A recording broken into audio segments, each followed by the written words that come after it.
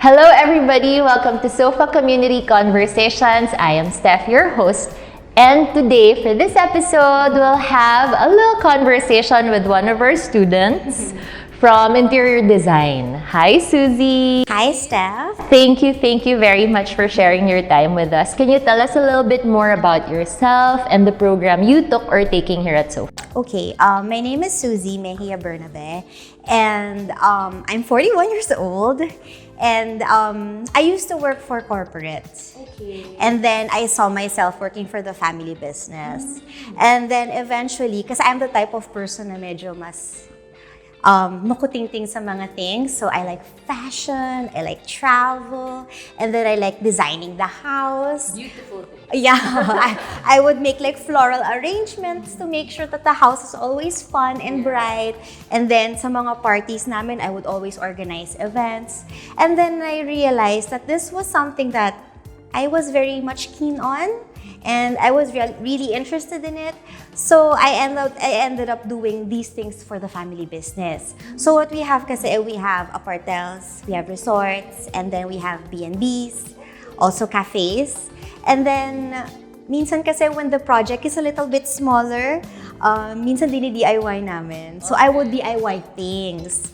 So with that, I found myself designing and really interested in interior design, interior spaces. So that's when SOFA came in. So I really found myself sobrang interesado ako. And then I would DIY things, and I wasn't sure if I was doing it correctly. So everything is dikapa. So I wasn't sure if the colors are correct, if the type of furniture I bought was correct, the lighting. So I had no idea what I was doing. So research online, and then I found SOFA. So happily, I enrolled myself, and then I got the certificate of interior styling. So it's a more 5 to 6 month class. It's perfect for working people like me. Okay. So I already graduated, already got my certificate, I was done. And then I found it very, very useful. So pre-SOFA to now, it's the same work eh.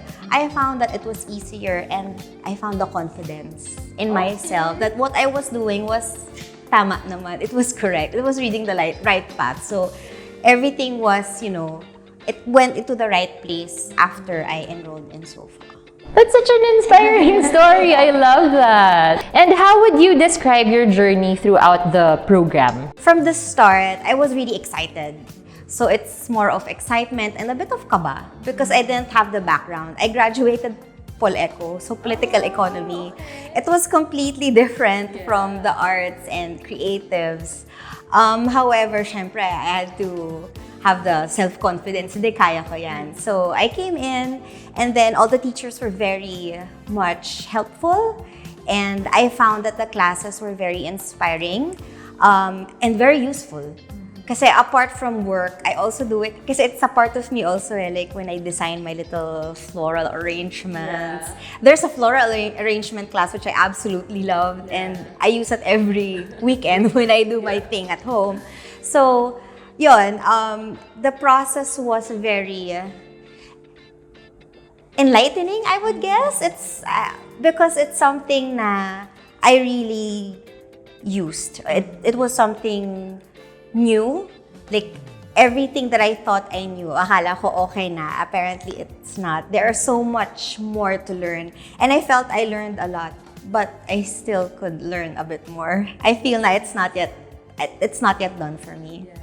So my journey is not yet done. Okay, I feel. That's nice. Next thing we know, you'll be a licensed ID. Yun nga. I let you know. In what ways do you feel like the program pushed you outside of your comfort zone? Oh yeah, very much so. Because to start, di ba I mentioned I would tinker and decorate the house, and then I would decorate yung cafe namin. Before, I was always on the safe side. If you look at our house now, everything is taupe. Everything is taupe, beige, eggshell. I want to see your house.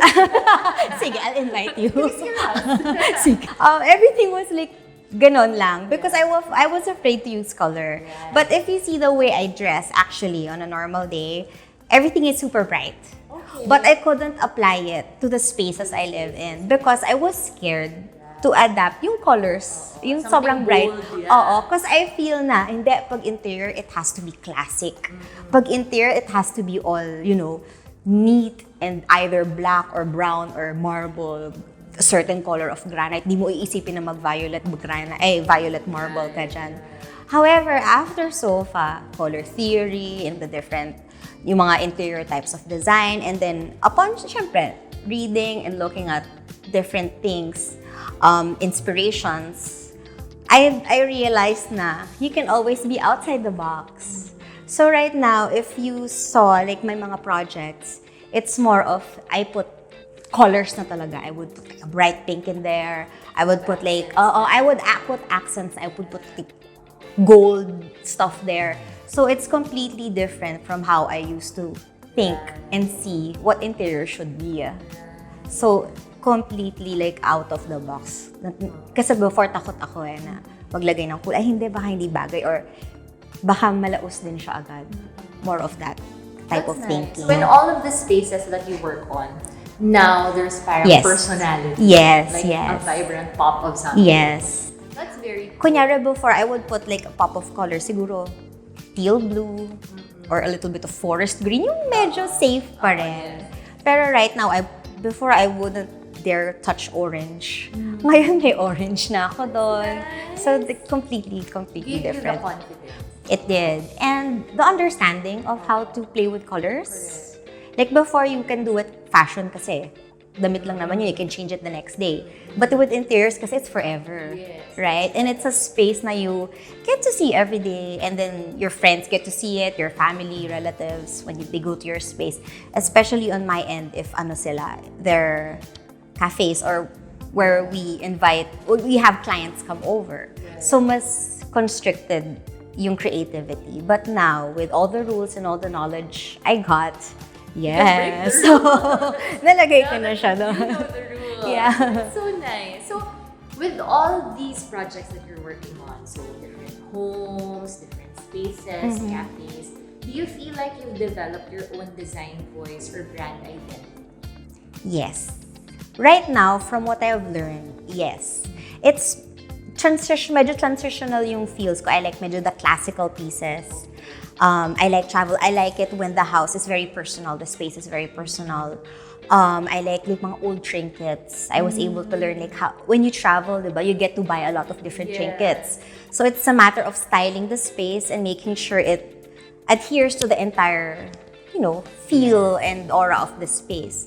So with that, medyo eclectic siya. So I feel that is my style. A little bit of art deco pieces because parang I really like the visuals of that. But I feel that right now that's my identity. But I feel that if I learn more or if ituloy ko siya, I feel na it's gonna evolve then eventually. Tastes change, mood change, inspirations change. But right now, I feel that there's a certain look na I'm quite happy naman with how You're in your Art Deco era. I feel, yes. Gotcha. And how would you describe the sofa community during your time here? Sofa community, well actually, since medyo night class siya, and most of the classes are online, kaya siya online it's dual You can either come here or do online. I prefer being here. So I'm the type of student who would always go to class. I want to see the teacher face to face. And most of my classmates also would stay here kasi we get to talk to each other and it feels more personable when you do that. And in a design program, I feel like it's better to be there to feel like all, right? And then maganda rin because when the teacher asks something, it's easier for me to ask afterwards. Kasi pag when it's online, sometimes I'm shy that someone might want to talk or raise ko pa yung hand ko. Diba? Sofa community with my class, I felt na it was very inspiring because we all had our different backgrounds. And we all wanted the certificate of interior styling, but not for all the same reasons. But we had similarities. So we were able to share experiences, share suppliers as well, and then share our works. So I found that very interesting. And syempre sa teachers. The teachers are also very, open we would also have, like, we would go out of the school. We would go to different areas para meron kayong mga sourcing trips. So where the teacher would show us, oh, this is ganito, this is ganyan. They would, so it was very useful for us as well. So in case we need something, so this supplier is also good. Pero syempre more of the high-end yung pinupuntahan namin kasi syempre, you have to look at the benchmark. What's the best out there. So, yun yung naging... Just quality. Yes. So, doon ako na-inspire din. And for certain projects, could be very useful. How do you find collaboration and peer feedback? Its importance in your growth? Kasi with feedback, everything is so positive eh. So, during class, when you present something, kasi you would usually present your work, you would present to everyone, you show your PowerPoint, your presentation, and then everyone would comment on it in a positive way. So you will feel, I don't know, mas lumalakas yung loob mo na you're doing it right. And apart from that, I get to learn from what they're sharing. So they have certain designs or certain ideas na, saan ang galing yun? I can't imagine you can do that. Right. So with those things, I was able to see that mas malaki yung mundo, and there are certain aesthetics na I didn't even realize could be done before, na I learned from them. So through peers, I guess it's through that I get inspired with what they see as beautiful na dati hindi ko napapansin. So with that, I was able to learn a lot. It's an eye-opening experience. Yes, because it's subjective eh. That's true. What we But find we're in... usually confined in our own Yes, bubble. yes. So with this class, I was able to see that someone made like all coral design. I was like, okay, pwede siya. It's very interesting. And then someone would make like everything was blue and gold. As in yun lang. Tapos yun yung office niya. I was like, okay, it works. Parang Egyptian style. I was like, it works. You do you, girl. Parang ganon. So I was able to realize na, you have to be confident then. And if you feel na a certain aesthetic works for you, it doesn't have to work for everyone else. Kasi sometimes talaga it's very inspiring to see na lakas ng loob nila na, hindi, ito ako, I'll present this. Right. So, natuwa ako sa mga ganang klaseng examples. I think this is the part wherein the SOFA method comes into play. Yes. So we've been getting a lot of questions about what's the SOFA method, how do you guys teach design at SOFA, and if you can share your experience a little bit more about the SOFA method and how you get to apply it on your projects. Right. I love the SOFA method because with that, you get to know who you are. Right. Because it's not just like, I love the fact na you don't have to look at Pinterest because everything is cookie cutter na eh. Everyone says that. Diba? Like, no mood board. Yeah, no. Okay. Yeah, and if you make your own mood board, it has to be photos from your own phone, from your camera. So I find it inspiring because you will realize na, ay, ang deep ko pala. Okay. Kasi, So much substance. right? I was like, we're just going to make a room, a one-bedroom apartment and a kitchen. Okay. And parang lang, and we use the SOFA method and all the decors there, even the walls, the paint, the color, everything, it's from you. It's from your doodles. It's from a photo you took before. It's from your experience. And then more than that, you write a text. You explain it and what it makes you feel. And then from that, magkakaroon ka pa ng, like, it builds from what's inside you, and then you would realize na, oh my gosh, I'm so creative. Can't believe that came from me. So, nabilib din ako sa SOFA method because you'll never realize na what you're capable of. Kasi sabi ko, ang hirap naman mag-doodle. Anong ito-doodle? Kasi mamaya, uy, okay to ah. And then you would paint, and then later yung painting mo na yun na yung wall mo. Yun na yung pattern ng wall. Or yun yung pattern, and then maghahanap ako ng, kunyari, certain glass na yun yung magiging light fixture ko. So, pwede mong ipasadya. Like, a complete artwork from you and your SOFA method. That's very cool. And coming from this amazing experience that you've had at CIS, what's one lesson or insight from the program that you carry with you up to this day and maybe for a long period? Know the rules and then break them. Yeah, because from the start, I didn't know what the rules were. Right. So I got to understand the rules. I got to apply them first. Because every class, diba, there's like an end project na you have to do before you go to the next Correct, yes. to the next subject. So after that, every class na yon, all the rules ituturo nila, and then you would have to apply it.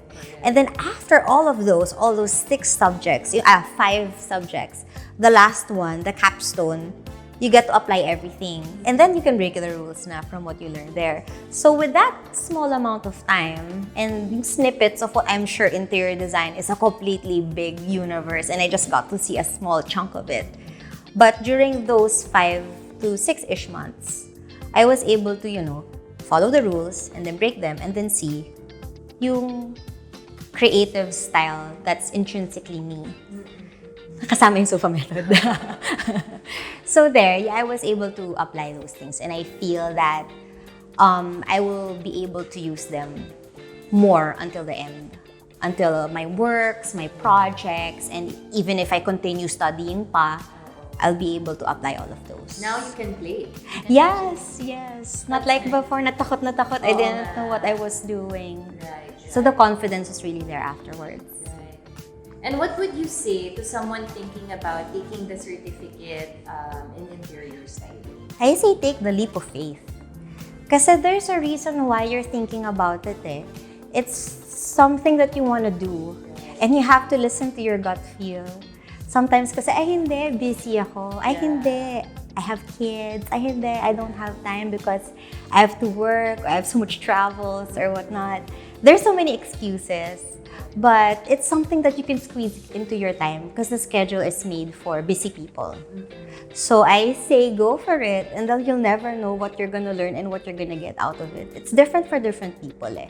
But I feel na it's super sulit, especially for me, because I was able to apply new things. Not just for my work, but also sa confidence din. Right. Like before, when I would tinker dun sa house, like, tama ba itong ginagawa? For me, it's pretty, but do you think other people will find it nice as well? Pero after the certificate program, apart from yung work, na-apply mo siya, but sa'yo din, personally, you'll have the confidence, to do your daily thing with confidence. Diba? Ay, hindi, tama yan. Tama yan. Something like that. Okay, so if we may ask, what was your schedule like when you took the program? Actually, I travel a lot. Okay. So, some of my classes, I did online. Okay. Tapos kahit iba yung time, nasisingit ko naman siya. Nag-earphones na lang ako. So, perfect din yung time niya because it's only a couple of hours every night. And then, I work from home. I'm a business owner. I usually go to Baguio, to the different assets na we have. Check it out. But then, most of the time, I'm here in Manila. And then I get to take the class. When you're here in Yes. campus. As much as I When can. you're traveling, you're online. Yes. Zoom. So, okay din siya. So, perfect siya eh. So, for busy people. So, if you're It's not... a nightly class. Sorry? It was a class every night. No, it was every Tuesday, Thursday, Saturday. Gabi. Gabi. Okay. Gabi. So it's workable. Yes. Even for those working Yes. or managing a family. Yes. For Okay. busy people. Okay. This has been such a wonderful conversation. We're so inspired. I want to take it. You must! Take the leap of faith. I know, it was very nice. So, but before we let you go, is there anything you would like to say thank you to? Maybe highlight, plug, or call out to? Alright, well, I would like to thank my professors. Syempre si Sir A, si Sir O, and si Sir Jeric. Everyone was so helpful and very understanding for us, budding stylists, interior stylists. But I would like to also promote our spaces in, if you go to Baguio, Itogon Mountain Village is only 15 minutes away from Ripe Park. There's Cafe Stella, there's our events place Monte Sierra, and our Chapel of the Mountains, and also our Natura Spa. I designed it all. So if you I designed the interiors. Yes, half of them, the cafe, before sofa. Okay. Post sofa. Okay. That is the Montesiero Hall, the Okay. spa. So you'll be able to see the difference in style. Guys. Yes, please. It's a living, breathing testament. Yeah. CIS. Yes, yes. That's so cool. So thank you very much for joining us. This has been so fun, Suzy. I super Thank you. enjoyed having this conversation with you. So if you guys are interested to explore our certificate programs, you can go to sofa.edu.ph. Just click in continuing education and look for certificate programs and more, and start exploring which program might fit you. Again, this is certificate for interior styling. So if you're interested or dreaming or thinking, can't stop thinking about how to, arrange a space, maybe it's for you. And follow us on social media. Send us a DM if you want to visit the campus, if you want to book for an open day visit, or maybe even take a design test. And again, thank you. Thank you also. Thank you for having me.